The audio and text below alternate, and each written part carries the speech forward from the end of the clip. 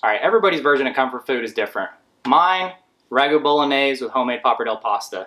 This rich, unctuous, creamy sauce on homemade pasta really doesn't have words to describe it. It's just so amazing. It sticks to my ribs, it fills my soul. Let's get going.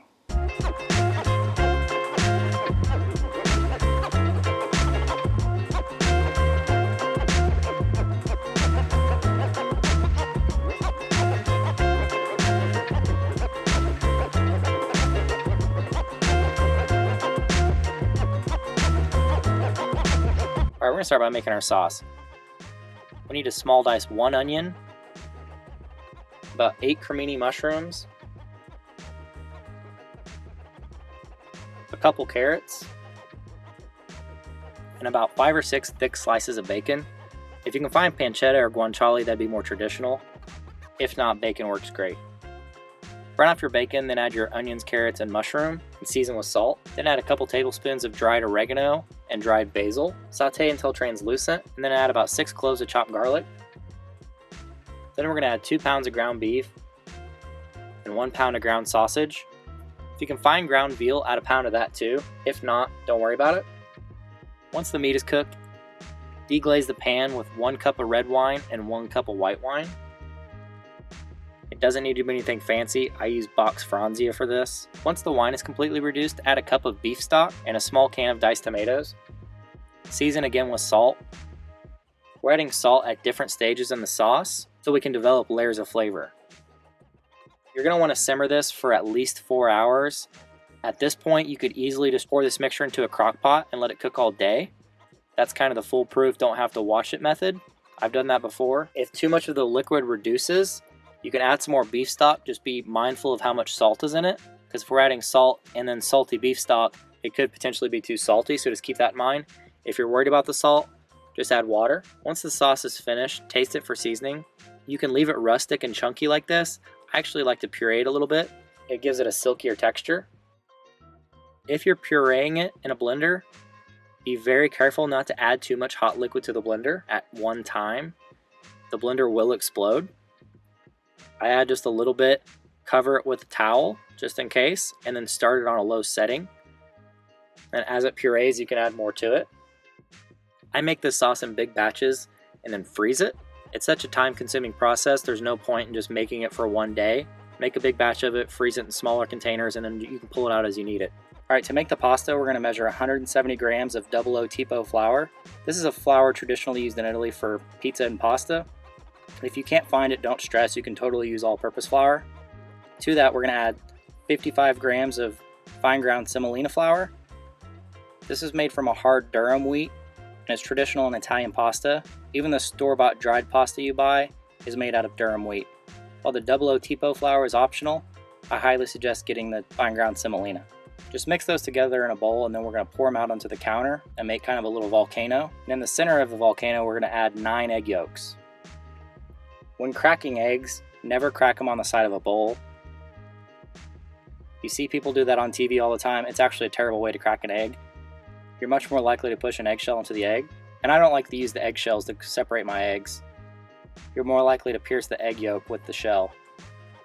Either do it by hand, or the easiest way is to just crack all the eggs into a bowl, then you can literally just fish out the egg yolks with your fingers. Just let the egg whites run between your fingers, and if it busts, don't worry. Now beat the eggs with a fork and work in a circular motion to slowly incorporate the flour.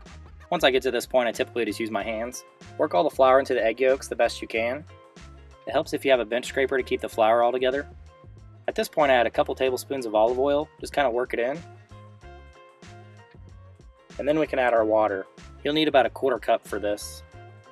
Just keep working the mixture until it comes together. Be sure to get all the loose pieces. And if anything sticks to your hand, just scrape it off. Once the dough is in one solid mass, you're going to use the heel of your hand to knead the dough.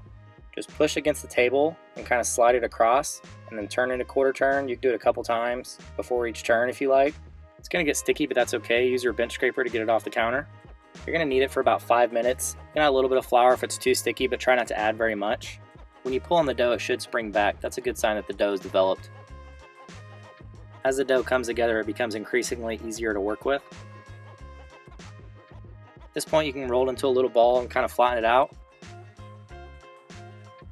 Then we're going to wrap it in plastic and let it sit for 30 minutes to relax.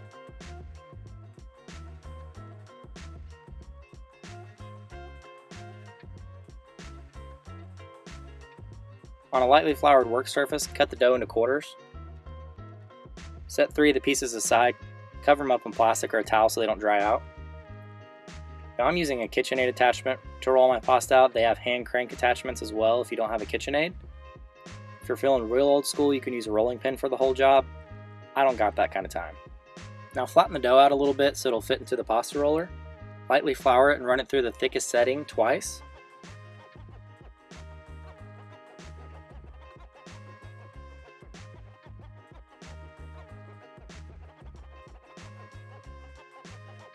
Then you can go down one setting and run it through twice again. Be sure to keep it floured so it doesn't stick in the machine.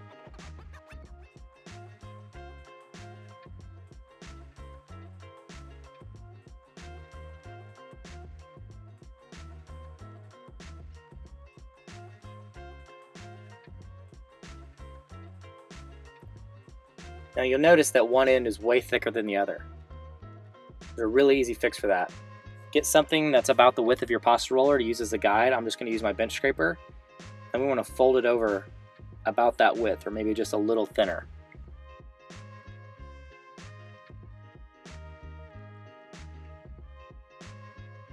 When you get it there, turn it 90 degrees.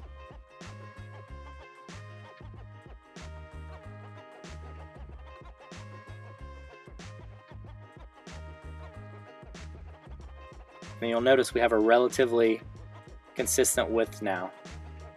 Run it through 2 times on each setting, being sure to keep it floured so it doesn't stick until we get the desired thickness.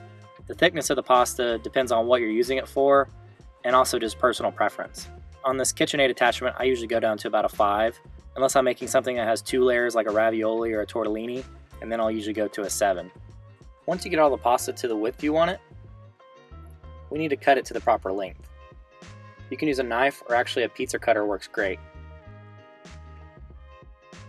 Now lay the pieces on top of each other and make sure they're nicely floured. And we're just going to cut down in about 1.5 inch strips. Pappardelle is very wide pasta, but you could cut it thinner if you wanted fettuccine or linguine or anything like that. Or you could just keep it in sheets for lasagna or ravioli, anything like that.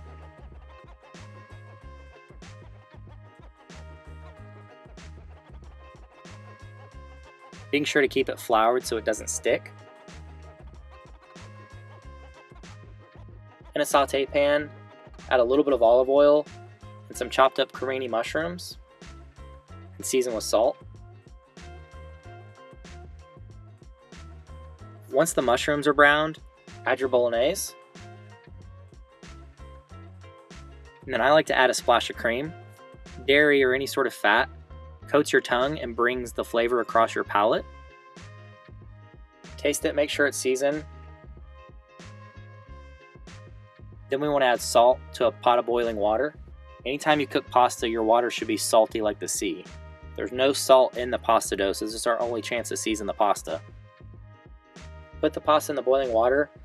It only takes about 2 minutes to cook fresh pasta. Then add it to your sauce. Be sure to get a little bit of the pasta water in there. The starchiness of the pasta water will help tighten up the sauce. While making pasta at home can seem very intimidating, it's actually very simple. This basic egg yolk pasta dough is very versatile. You don't have to make a sauce that takes all day like this. You can just make a simple red sauce or whatever you like. And then I like to finish with a little fresh grated Parmesan Reggiano. Let me know in the comments what you want me to teach you how to cook.